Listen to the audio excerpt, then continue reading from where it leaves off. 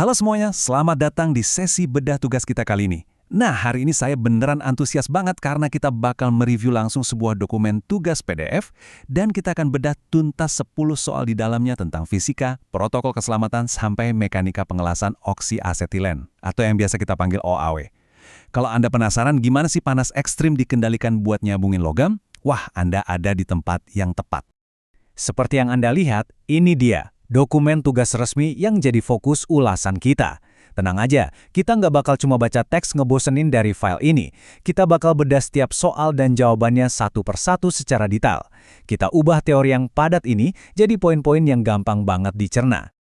Oke, ini dia peta jalan kita hari ini.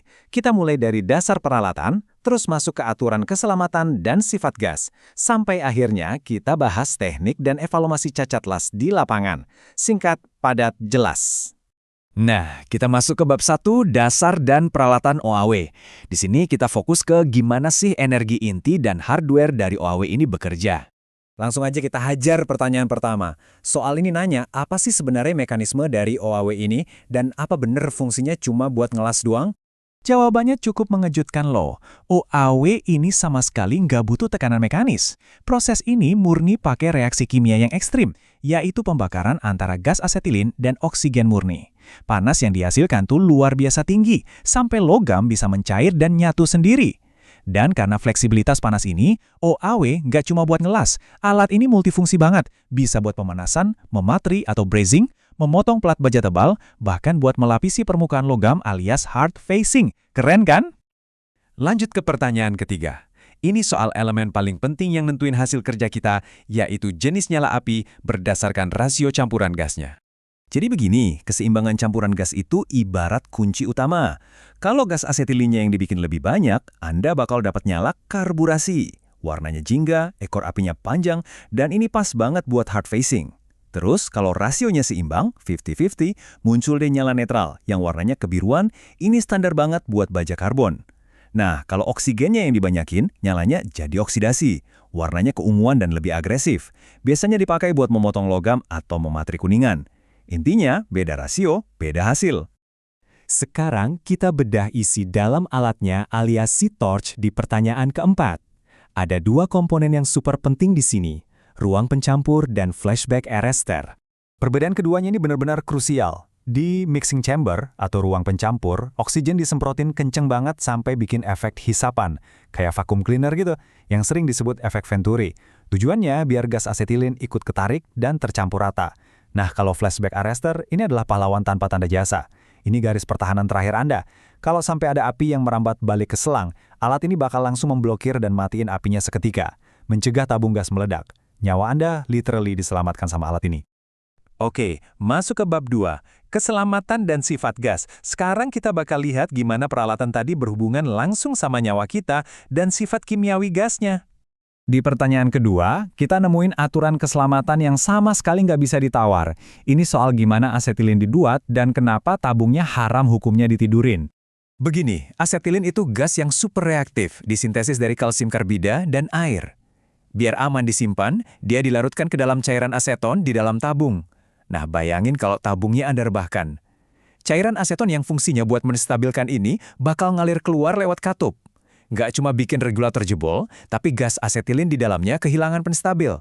Alat kerja Anda tiba-tiba berubah jadi bom waktu yang siap meledak kapan aja. Bahaya banget. Coba bayangin skenario di pertanyaan ke-6 ini. Ada mahasiswa teknik yang mungkin lagi buru-buru, terus nekat naikin tekanan gas asetilin sampai 2,5 atmosfer biar logamnya cepat cair. Kira-kira apa yang bakal terjadi? Jangan pernah ngelakuin ini. Batas aman absolut itu cuma 1,5 atmosfer. Titik. Kalau dipaksa sampai 2,5 atmosfer, proses ngelas bukannya makin cepat, tapi secara molekuler, struktur gasnya bakal retak dan super nggak stabil. Gas ini bisa meledak secara spontan, detik itu juga bahkan tanpa butuh percikan api dari luar. Benar-benar pelanggaran fatal. Lanjut ke pertanyaan ke-10. Skenario horor lagi nih. Ada kebocoran kecil, terus asisten lab panik. Dia main tutup aja katup tabung utama, padahal api di torch masih nyala. Ayo tebak apa yang salah dari prosedur ini?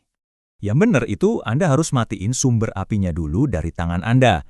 Tutup katup asetilin di torch, baru tutup katup oksigennya. Terus yang sering banget dilupain, bleeding. Anda harus buang sisa gas yang kejebak di selang. Kalau tabung utamanya yang langsung dimatiin kayak asisten tadi, gas bertekanan tinggi masih ngendon di dalam selang. Begitu alatnya dibongkar, sisa gas ini bisa nyembur dan memicu ledakan sekunder. Panik boleh, tapi standar prosedur harus tetap jalan ya kan? Masuk ke bab terakhir kita. Bab 3, teknik dan evaluasi cacat. Sekarang kita ganti topi jadi inspektor las dan ngecek teknik di lapangan sekaligus evaluasi hasil las-lasan yang gagal. Pertanyaan kelima ini menarik. Dari 4 posisi ngelas yang ada, mana sih yang gerakannya paling susah dan gimana tukang las nggak kalinnya? Jawaban pastinya posisi atas kepala atau overhead. Jelas dong, Anda literally lagi ngelawan gravitasi. Cairan logam panas itu maunya jatuh terus ke muka. Terus gimana akalnya? Tukang las yang jago bakal bikin cairan atau paddle sekecil mungkin. Terus torch dimiringin sedikit aja, sekitar 5-10 derajat. Dorongan dari gas ini bakal nahan cairan logam tadi pakai tegangan permukaannya sendiri, kayak tetesan embun yang nempel di plafon. Presisi banget pokoknya. Sekarang kita main detektif di pertanyaan ke-7. Anda lagi inspeksi nemu ada cekungan atau parit memanjang yang malah menggerus logam dasar di sambungan butt joint. Ini cacat apa dan kok bisa gitu? Cacat, ini namanya undercutting. Penyebabnya simpel tapi merusak, yaitu energi kinetik yang terlalu besar. Bisa karena ayunan lasnya terlalu ngebut atau tekanan gasnya kegedean. Ibarat nyemprot gundukan pasir pakai selang air bertekanan tinggi, pasti malah kegali kan, bukan rata. Buat nyegah ini, ya tekanannya harus diturunin, dan gerakannya diperlambat biar logam pengisi punya cukup waktu buat nutup pinggiran yang mencair. Masuk ke pertanyaan ke-8. Misal ada pekerja, lagi nyambung kuningan, tapi kok cairannya lelet banget nyatunya. Usut punya usut, dia pakai nyala netral. Jelas salah. Kuningan butuh nyala oksidasi.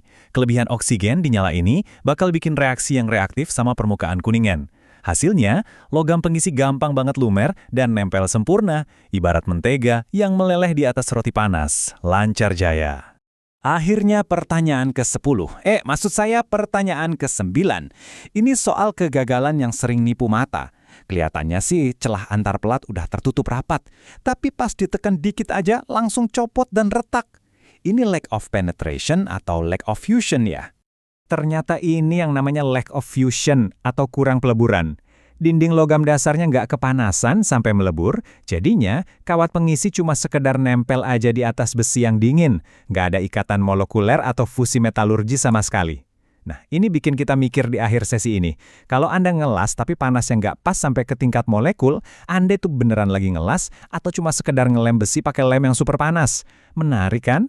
Oke deh, semoga bedah 10 soal tugas ini bikin Anda makin paham soal fisika dan trik di balik pengelasan. Sampai jumpa di ulasan materi berikutnya.